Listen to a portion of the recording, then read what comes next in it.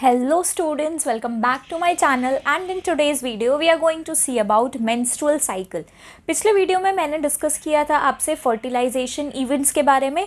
आज की वीडियो में हम देखेंगे कि अगर एग फर्टिलाइज नहीं होता है तो उसकी वजह से क्या होगा, ठीक है। And then we will see about menstrual cycle, ठीक है। तो आई होप सबने अच्छे से रिवीजन किया है पिछले वीडियो का, पिछले क्लास का। तो अब आज के वीडियो में हम जो भी पढ़ेंगे वो आप बहुत अच्छे से याद रखेंगे और एकदम ही आपके दिमाग के अंदर बैठ जाएगी वो चीज़, ठीक है।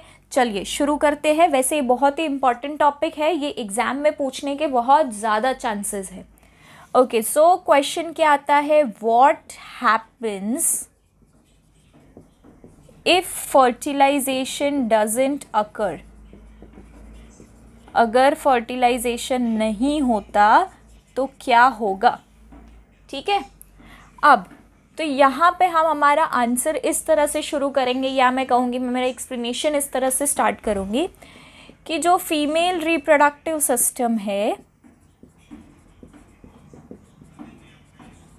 उसके अंदर एवरी मंथ 1 एग या ओवा इज रिलीज्ड। तो क्या होता है, जो फीमेल रिप्रोडक्टिव सिस्टम है, हमने लास्ट क्लास में उसका डायग्राम वगैरह देखा था। तो फीमेल रिप्रोडक्टिव सिस्टम के अंदर every month female reproductive system एक एग को रिलीज करती है। वो एग रिलीज होता है फ्रॉम ऑल्टरनेट ओवरी, ठीक है। फॉर एग्जाम्पल लेफ्ट ओवरी से एक मंथ एग रिलीज हुआ तो नेक्स्ट मंथ राइट ओवरी से रिलीज होगा, अगेन लेफ्ट एंड राइट। तो हर एक ओवरी में से, जो 2 ओवरीज है उसमें से एक ओवरी में से एवरी मंथ एक एग रिलीज होगा, ठीक है। सो अल्टरनेट मंथ्स अल्टरनेट ओवरीज में से एग रिलीज होगा। तो ये एक साइक्लिक प्रोसेस है। कैसी प्रोसेस है, साइक्लिक प्रोसेस है। तो एवरी मंथ एक एग रिलीज हो रहा है।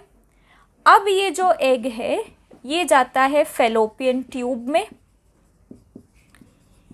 जब ये एक फेलोपियन ट्यूब में जाता है तो ये वेट करता है फर्टिलाइजेशन के लिए। क्या करता है, वेट करता है फर्टिलाइजेशन के लिए।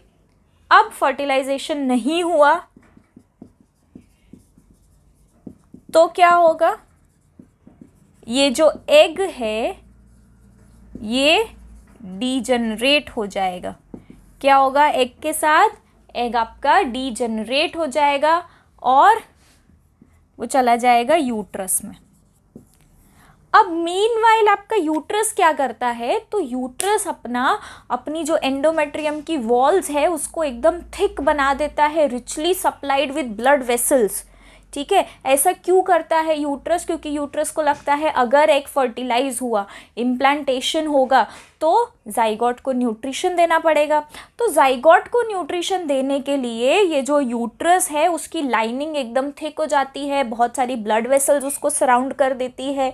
जब ये एग डीजनरेट हो जाता है तो यूट्रस भी अपनी लाइनिंग्स को ब्रेक कर देता है। जो वहाँ पे ब्लड वेसल्स है वो सारी टूट जाती है और ब्लड वेसल्स भी सारी डीजनरेट हो जाती है। तो डीजनरेटेड एग और जो ब्लड वेसल्स है वो भी डीजनरेट हो गई। ये दोनों चीज़ें वेजाइना के थ्रू रिलीज हो जाती है in the form of bleeding, यानी कि ब्लड है, उसके साथ डेब्रीज है, डेड एग सेल है, ये सारी चीज़ें रिलीज हो जाती है। कहाँ से, वेजाइना से। It takes around 1 to 5 days for complete breakdown of this uterine lining. तो जो 1 to 5 days है उसे हम बोलते हैं ब्लीडिंग फेज, ठीक है। अब again next month ovary egg release करेगी, अगेन फर्टिलाइजेशन नहीं होगा, अगेन ये प्रोसेस होगी। जब फर्टिलाइजेशन हो जाएगा तो हमने लास्ट क्लास में देखा था 9 months का जेस्टेशन पीरियड होता है। तो फर्टिलाइजेशन हो जाने के बाद आपकी ओवरी एग रिलीज नहीं करेगी। 9 months का जो फर्टिलाइजेशन का पूरा जेस्टेशन पीरियड है उसमें कोई एग रिलीज नहीं होगा। उसके बाद चाइल्ड बर्थ होगा और फिर अगेन ये प्रोसेस स्टार्ट हो जाएगी। अब ये प्रोसेस रिपीट होती है आफ्टर एवरी 28 डेज, जिसकी वजह से हम उसे मंथली बोलते हैं। 28 डेज आइडियल है। It can repeat even after 30 days और 31 days. Person to person, individual to individual, female to female ये चीज़ वेरी करेगी। तो क्योंकि ये साइक्लिक प्रोसेस है तो हम इसे बोलते हैं मेंस्ट्रुअल साइकिल। मेंस्ट्रुअल साइकिल तभी होगी in absence of fertilization. Okay, ये क्लियर है। तो फीमेल के अंदर जब प्यूबर्टी होती है 11 to 12 ईयर्स पे, तब ये मेंस्ट्रुअल साइकिल फीमेल के अंदर स्टार्ट हो जाती है। तो starting of menstrual cycle is known as menarche. क्या बोलते हैं इसको? मेनार्क। और करीब 40 to 45 ईयर्स पे मेंस्ट्रुअल साइकिल ख़त्म होती है, जब फीमेल का रिप्रोडक्टिव फेज ख़त्म होता है। तो जब साइकिल ख़त्म होती है उस पीरियड को हम बोलते हैं menopause. What do we call that period? We call it menopause. ठीक है, तो 11 to 12 ईयर्स पे जब स्टार्ट होगी तो हम बोलेंगे मेनार्क। जब 40 to 45 ईयर्स पे ख़त्म होगी तब हम उसे बोलते हैं मेनोपॉज। ठीक है, यहाँ तक क्लियर है आपको? Okay, so now let's see further. Okay students, so this menstrual cycle is followed by abdominal cramps, because जब भी एंडोमेट्रियम की लाइनिंग ब्रेक होगी उसके साथ साथ टिश्यू और सेल्स भी ब्रेक हो जाएंगे, so it leads to abdominal cramps. ठीक है, अब जैसे मैंने आपको बताया कि मेंस्ट्रुअल साइकिल साइक्लिक प्रोसेस है। आइडियली कितने टाइम की प्रोसेस है? 28 डेज़ की प्रोसेस है, जिसमें हम लोग एक चार्ट के फॉर्म में देख लेते हैं। Day 1, 2, 4, 6, 8, 10, 12, 14, 16, 18, 20, 22, 24, 26 and 28। ठीक है, अब इसमें ये चार्ट बहुत ज़्यादा इंपॉर्टेंट है, इसमें से MCQ क्वेश्चंस आ सकते हैं आपको। ओके, तो ये जो डे 1 से लेके डे 5 तक का जो टाइम है उस वक्त क्या होगा? ब्लीडिंग फेज बोलेंगे हम इसको,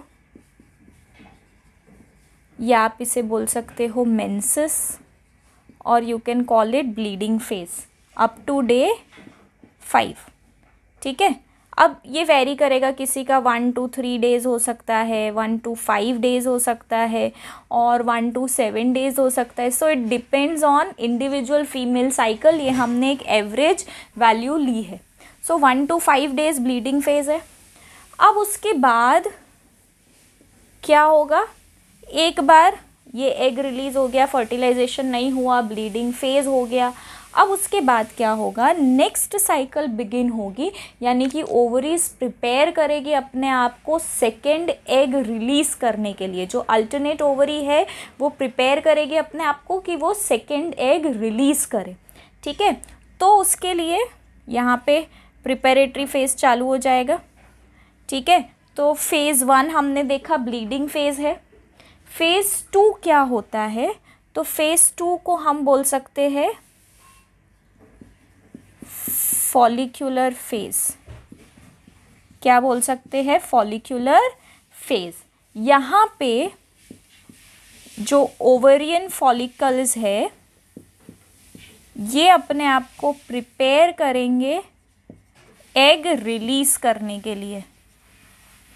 ठीक है, अब 14th डे पे होता है एग रिलीज, तो उसे हम थर्ड फेज बोल देंगे, बोलेंगे ओव्यूलेशन फेज। क्या बोल देंगे इसे हम? Ovulation phase. इस दिन क्या होगा? ओव्यूलेशन। ओव्यूलेशन का मतलब है एग रिलीज होगा इस दिन। ठीक है, अब एग रिलीज हो गया, उसके बाद आता है लूटियल फेज। ठीक है, egg 14 day 15 16 according to individual female depend करेगा। ठीक है, अब लूटियल फेज में क्या होता है कि एग ट्रैवल करता है, पूरा एग ट्रैवल करेगा फैलोपियन ट्यूब में, वेट करेगा फर्टिलाइजेशन के लिए। अब अगर फर्टिलाइजेशन नहीं हुआ तो 28th डे के बाद फिर से आ जाएगा ब्लीडिंग फेज। ठीक है, तो फिर से लूटियल फेज में क्या होगा, एग वेट करेगा इसके लिए, फिर आ जाएगा अगेन ब्लीडिंग फेज। अब ये जो मैंने यहाँ पे डे 1 टू डे 28 लिखा है, this is day 1 to day 28।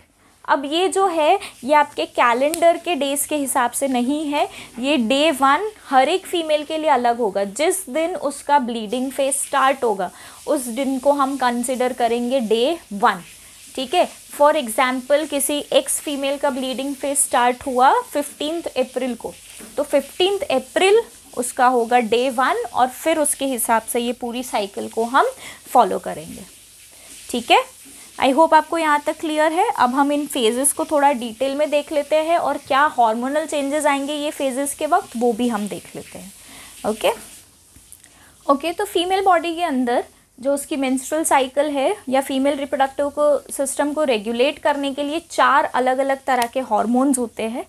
ठीक है, सबसे पहले जो 2 हार्मोन्स जो आपने कॉमनली सुने हैं, ईस्ट्रोजन एंड प्रोजेस्टेरॉन।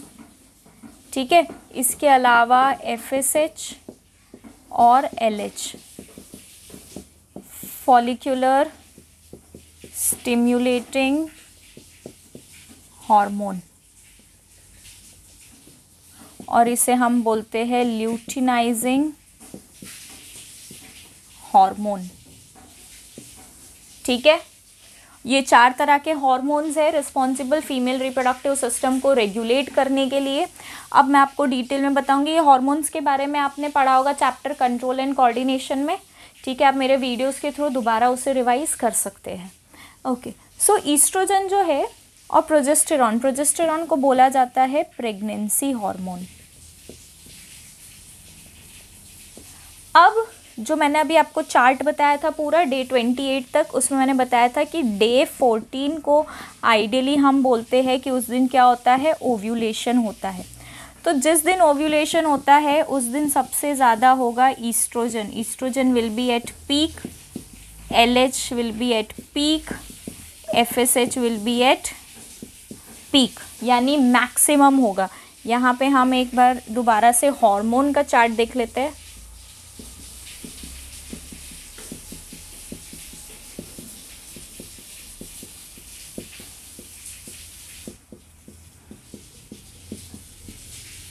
ओके, तो इस तरह से ईस्ट्रोजन होगा पीक पे,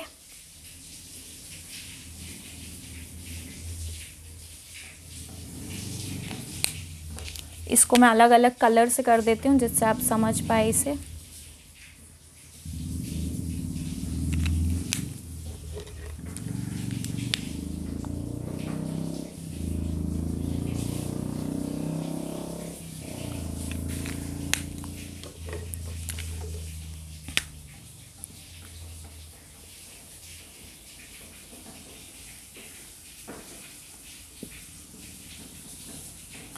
ओके, अब यहाँ पे ध्यान से देखिए, मैं इसको लेबल कर लेती हूँ। ये जो रेड से हमने बनाया है ये है प्रोजेस्टेरॉन, ब्लैक वाला है आपका ईस्ट्रोजन,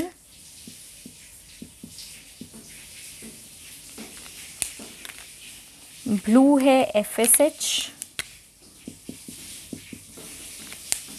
और ये है LH।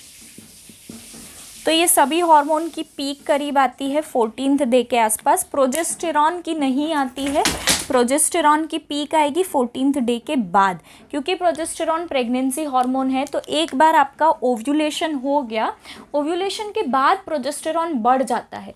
जब तक प्रोजेस्टेरॉन है, मतलब प्रोजेस्टेरॉन ज़्यादा है, तब तक ब्लीडिंग फेज स्टार्ट नहीं होगा, क्योंकि प्रोजेस्टेरॉन का काम है एग को मेंटेन करना, यूट्रस की लाइनिंग को मेंटेन करना।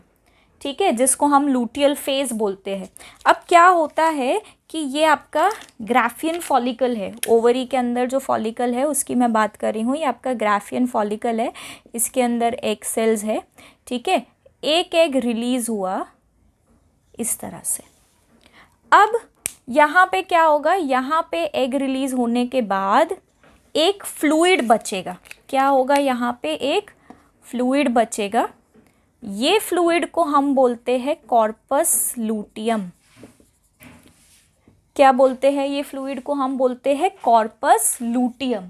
ठीक है, ये एक येलो कलर का फ्लूइड होता है, इसी वजह से इस फेस को भी हम बोलते हैं लूटियल फेस। क्या बोलते हैं? इस फेस को हम बोलते हैं लूटियल फेस, क्योंकि यहाँ पे कॉर्पस लूटियम बचा।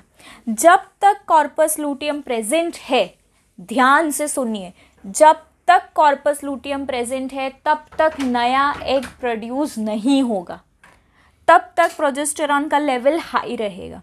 जैसे ही प्रोजेस्टेरॉन का लेवल गिरा, कॉर्पस लूटियम खत्म। कॉर्पस लूटियम हेल्प करता है प्रेगनेंसी मेंटेन करने में, तो जैसे ही कॉर्पस लूटियम का लेवल गिरा, प्रोजेस्टेरॉन का लेवल गिरा, यहाँ पे स्टार्ट हो जाएगा ब्लीडिंग फेज यानी डे 1, एंड यहाँ पे फिर नया एग का डेवलपमेंट स्टार्ट हो जाएगा, यानी एक न्यू साइकिल स्टार्ट हो जाएगी। ओके, तो इसलिए इसे हम बोलते हैं लूटियल फेज, क्योंकि इसमें कॉर्पस लूटियम प्रेजेंट है, एक येलो कलर की बॉडी जो मेंटेन करने में हेल्प करती है और प्रोजेस्टेरॉन से रेगुलेट होती है। तो प्रोजेस्टेरॉन की पीक कब आएगी? ओव्यूलेशन के बाद। और जैसे प्रोजेस्टेरॉन का लेवल गिरता जाएगा, क्या होगा? धीरे धीरे bleeding phase will start. Okay, तो ये हमने देखा, ये 4 हॉर्मोन्स है। ठीक है, ये कैसे एक्ट करते हैं प्रेगनेंसी में। ठीक है, ये इनका जो लेवल है ये फिर इतना नहीं बढ़ेगा, थोड़ा नॉर्मल सा रहेगा। ईस्ट्रोजन का भी यही है।